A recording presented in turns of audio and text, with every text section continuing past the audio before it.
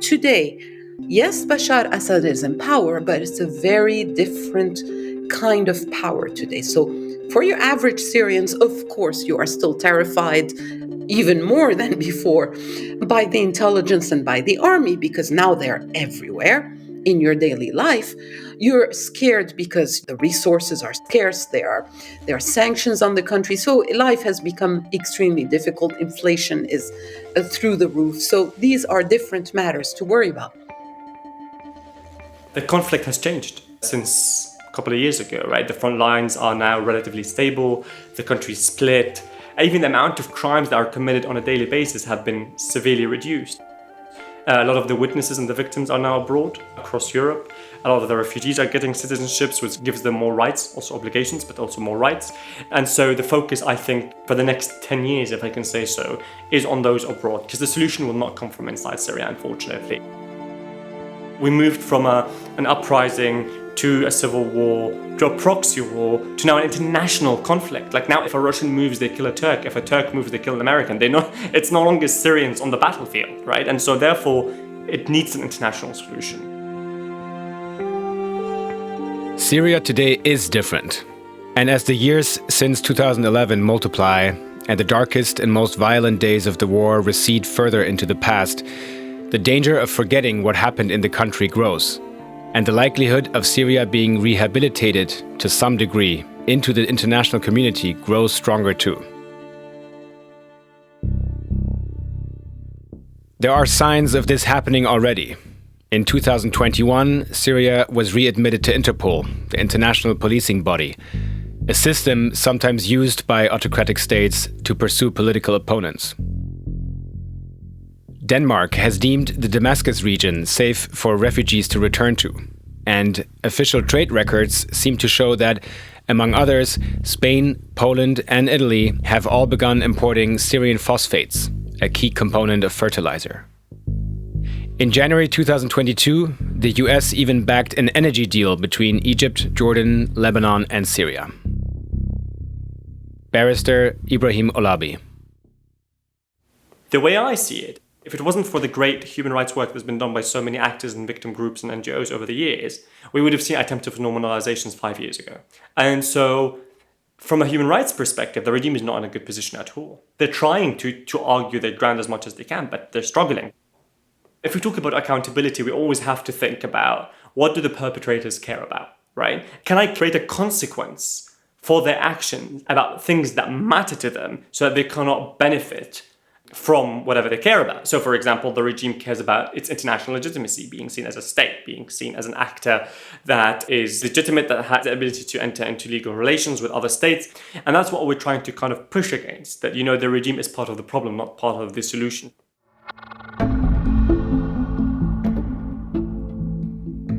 Many of the cases that are being built in the justice and accountability for Syria space focus on the past and on past crimes, and rightfully so. From the torture program to chemical weapons, there's a lot to address when it comes to the regime's criminal record. But with this focus, could it be that the new crimes the Syrian regime is committing are being neglected? Are legal efforts being made to deal with the way the regime is currently operating? Welcome to the Syria Trials. Episode 6. The Regime Today.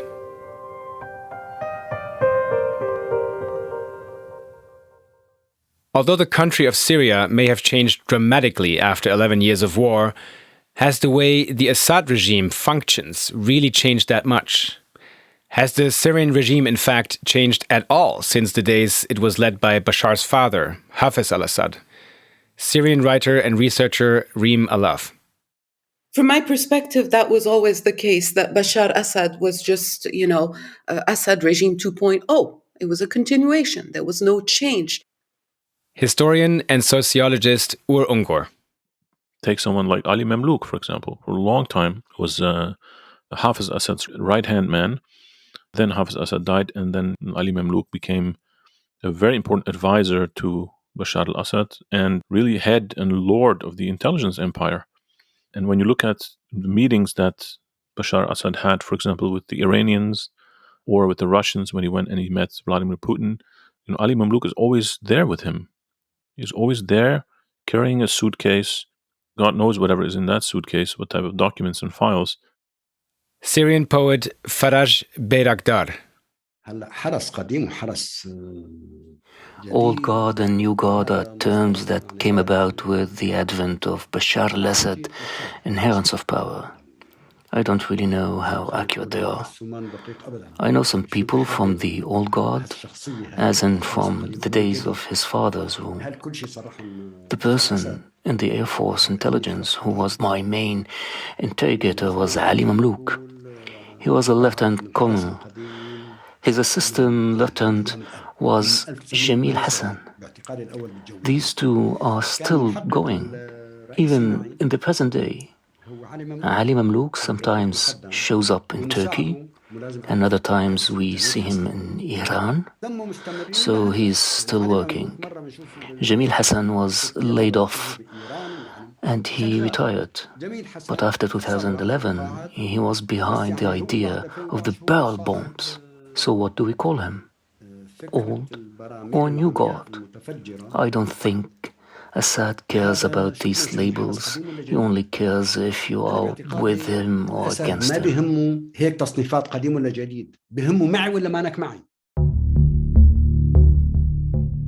Jamil Hassan has been one of the most loyal members of the Assad regime, who we could call part of both the old and new guard.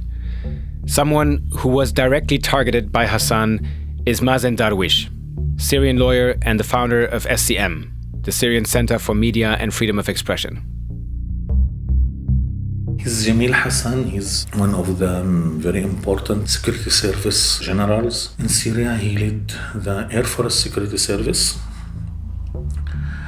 And his department, Air Force Security Service, responsible about huge number of crime and violence. And they are, I think, the most important player in moving in 2011 the civilian uprising to a civil war. I was arrested in 2011 twice, but the third time where they attacked the office and arrested all the team of SCM who's inside the office, and they took us to the Al-Mazzi airport, to the investigation branch of the Air Force. After his imprisonment at the Mazzi Air Base, Mazen was transferred to an underground prison run by Maher Assad's 4th Armored Division. He was tortured and suffered abhorrent conditions. In autumn 2012, Mazen was back in the custody of Jamil Hassan's Air Force Intelligence Directorate. From Sam Dagger's book, Assad or We Burn the Country. On the outside, the building looked like any government building or police station. Jamil Hassan's office was on one of the top floors. The prison was 2 floors deep underground. Mazen was led into a tiny cell that was supposed to be for solitary confinement, but there were already 5 people there. A prison guard came to see him 2 days later. "You are the lawyer, right?" said the man. "Happy holiday, and His Excellency the General Jamil Hassan has sent a special gift. Please come with us." He was led out to the hallway. There were already 7 guards standing there with batons, chains and steel rods. All 7 attacked him. He was unconscious minutes later. He woke up in a bathroom with the shower running over him. Blood was coming out of his mouth and nose. Mazen was one of 200 prisoners, all peaceful protesters, who were released by the Assad regime in August 2015 in the framework of a so-called pardon. After his release, Mazen was visited by Maher al-Assad's aides, as well as businessmen close to Ali Mamlouk. The regime wanted to get him to unite and work with them against Daesh, the so-called Islamic State. Mazen decided to flee Syria. Once he was in Europe, Mazen met with ECCHR, the European Center for Constitutional and Human Rights. They traveled to the town of Karlsruhe, where the German Federal Public Prosecutor's Office is. Here, Mazen gave his testimony. This is also first time for me to communicate directly in person with the prosecutor in Germany. And this is the first time I'm not who document the violation. I'm the victim. 2 days in Karlsruhe, talking about what happened with me, all things, as a victim, not as the lawyers or the who document cases. So this is also mean a lot and learn a lot from it. What did that mean for you, that you were able to speak as a victim?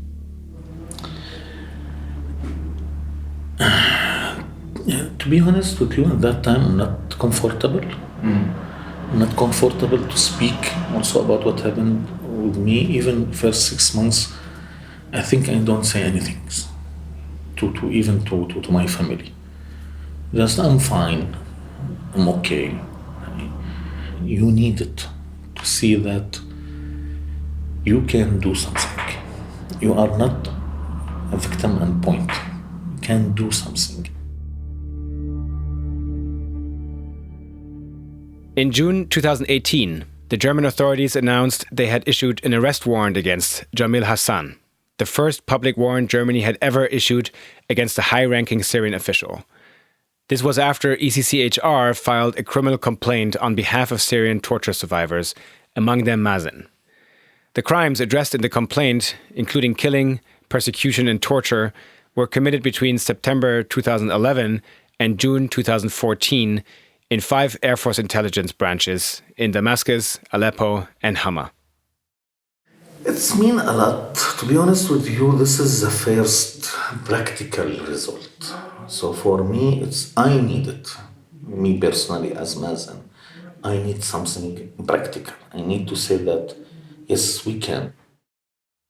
Jumana Saif, a legal advisor at ECCHR, worked on an additional case against Jamil Hassan.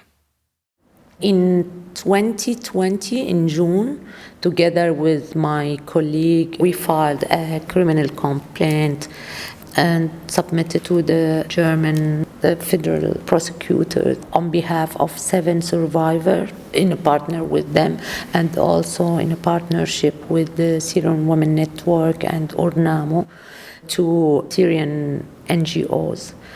And the investigation is still ongoing. Our main demand was to add sexual and gender-based crimes as a crime against humanity to the arrest warrant of Jamil Hassan to prove it was committed systematically and in a widespread manner alongside other international crimes. We all know that, especially these crimes have the long-lasting impacts on the survivors and also very harmful, very deep impacts. I think it's important for justice to all these crimes to be also mentioned, to be recognized as a crime against humanity. But despite the international warrant for his arrest, Jamil Hassan has traveled abroad on at least 2 occasions since it was issued in 2018. He was admitted to the American University Hospital in Beirut, Lebanon, in June 2018 after suffering a heart attack, just around the time the warrant was issued. And then, in early 2019, German officials received information that Hassan was receiving treatment at the same hospital's cardiology department. By the time Germany sent an official extradition request to Lebanon, Hassan was long gone.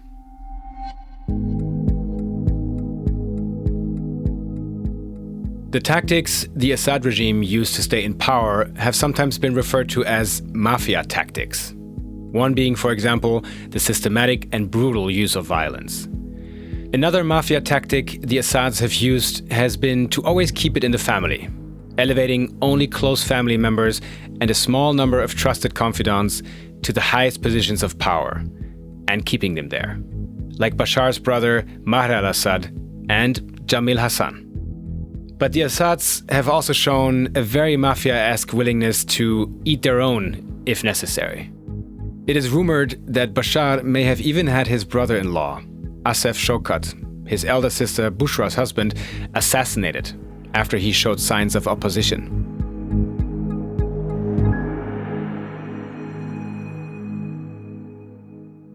Another member of the Assad's inner circle who has more recently fallen out of favor is Bashar's maternal cousin, Rami Makhlouf. Just as Bashar took power from his father, you have to also consider that most of the other really big figures in the regime also inherited their positions of privilege from their fathers. And yes, it is, I think, 100% fathers in this case. It's not that we had women in strong positions. So just like Bashar became Hafiz 2.0, Rami Makhlouf became the son of his father. Rami Makhlouf inherited his father Mohammed Makhlouf's influence on the Syrian economy. At one point, Rami was rumored to be the richest man in Syria, reputed to take a commission on every serious business deal in the country. So Rami Makhlouf, I've always written about him and spoken about him for years as the regime's portfolio manager. He was the person who not only enriched himself, but who was enriching the entire regime and the Assad family, of course. It's very easy to make a lot of money in Syria when you are the only one allowed to have a franchise or an import license for any product that you wish. And that's how the mobile phone business and the telecommunications was entirely in Rami Makhlouf's hand. So instead of belonging to the government, it was immediately in this more or less private corporation, which was Rami Makhlouf. In the day I got a mobile phone in Syria, to be able to have a phone, I had to pay the equivalent of $1,200. And that was just for having, a SIM card.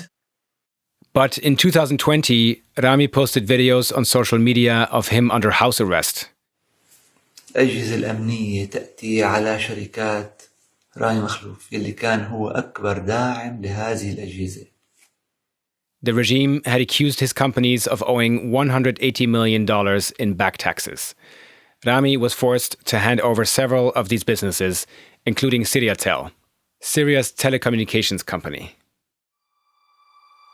So if Rami Makhlouf ran the show financially in Syria, and he's now been sidelined, has the regime found other ways of making money? Well, if you have to resort to producing drugs as your main source of income for the government, for the system, then you have reached a rather low level of governance. It would appear that the Syrian regime is now employing another mafia tactic, involving itself in the illegal drugs trade, specifically in the trade of Captagon, an amphetamine that has been banned in most countries since the 1980s. Christoph Reuter is the Middle East correspondent for the German weekly Der Spiegel. As a very powerful amphetamine invented by a German pharmaceutical company and is considered to boost a fighter that he doesn't feel pain, boost people who party all night, that they don't feel tired. During the conflict in Syria, smugglers and militant groups took advantage of the situation and started to supply Captagon, which is often laced with caffeine, to fighters. The idea being to boost their courage and help them stay alert on the front lines. Usually, though, Captagon is mostly used and is found in the Gulf area, Saudi Arabia, UAE, Qatar, and so on.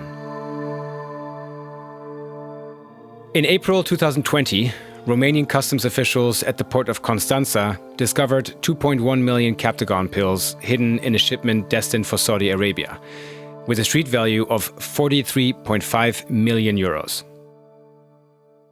The fascinating aspect was that the Captagon would not be smuggled to Europe to be sold and consumed in Europe. It was all done for covering the origin for a detour, because if a container would arrive in Saudi Arabia or in Dubai, originating from Latakia, Saudi customs would rip apart this container to the last bolt So they took all the effort to cover up the origin of the Captagon. After 2012, started small-scale production on the Syrian side. But what was confiscated now were amounts of several tons. So it was clear this is not a little drug kitchen somewhere in a valley. This must happen on an industrial scale. Plus the fact that the shipments originated from Latakia port, which is completely controlled by the family of Bashar al-Assad. So it was our working hypothesis that this can only happen with the consent of the Syrian regime. And then we had a number of sources, witnesses who said, yeah, it's this cousin of Assad, who basically has the license to produce and to export Captagon.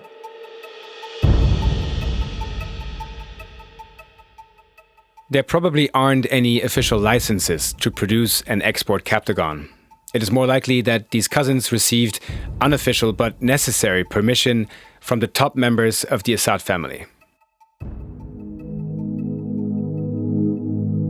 It seems it's the most important cash cow. It's the most important source of hard currency income because, at least by the estimations of the UN agency, UNODC, fighting counter-narcotics, or the American Drug Enforcement Agency, the value of Syrian-produced Captagon exceeds the value of legal exports, because Syria hardly exports anything legal anymore.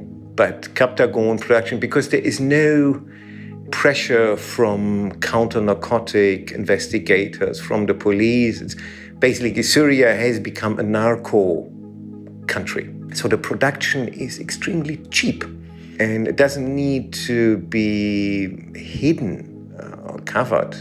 So the profit margins are extreme.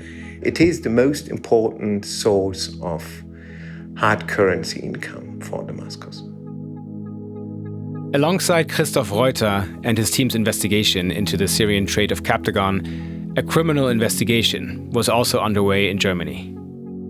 Finally, we were lucky that in confiscation, seizure operation in the port of Constanța in Romania, investigators found the contact details of 2 Syrians who had been in charge of booking the space on various ships for the containers to be shipped from Latakia to Europe and then back from Europe to the Gulf.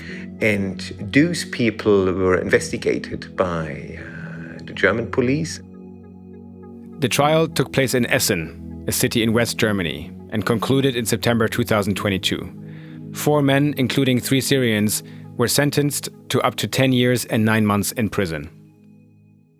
In the court, one person who had been arrested as well basically became kind of crown witness and spoke out about the connections with Bashar al-Assad and with the regime, basically, how all shipments and production, everything would be facilitated by what's left, or what could be called authorities in this anarchic dictatorship. So the court accepted the evidence presented by the prosecution that the defendants had ties to the Syrian regime, specifically to the 4th Armored Division of the army, headed by the president's brother, Maher al-Assad. It's the first case where you have court evidence that the regime is involved in this business. So it's one important step in a much longer process of bringing the regime to justice.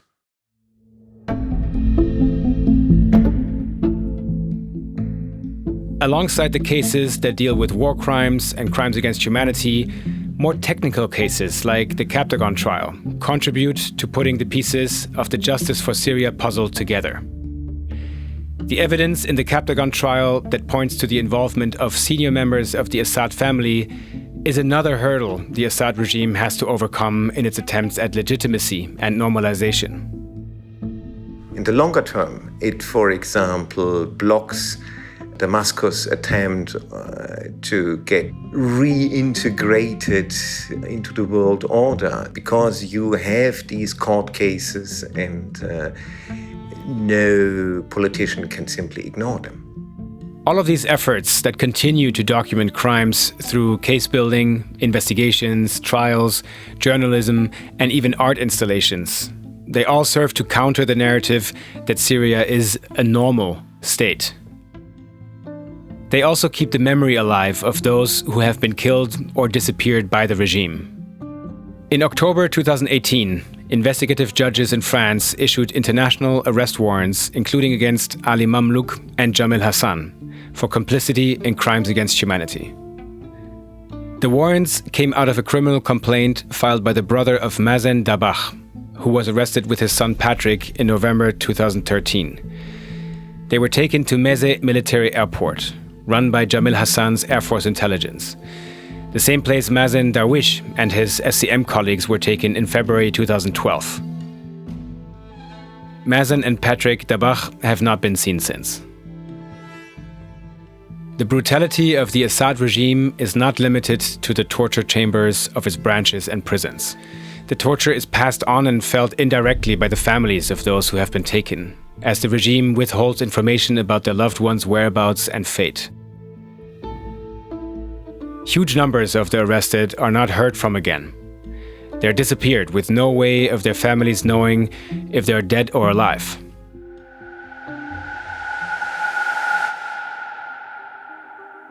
Next time, in episode 7 of the Syria Trials, we look at how the tentacles of the regime are felt within regular Syrian families and hear from the family members attempting to seek justice. I'm Fritz Streiff. Thank you for listening.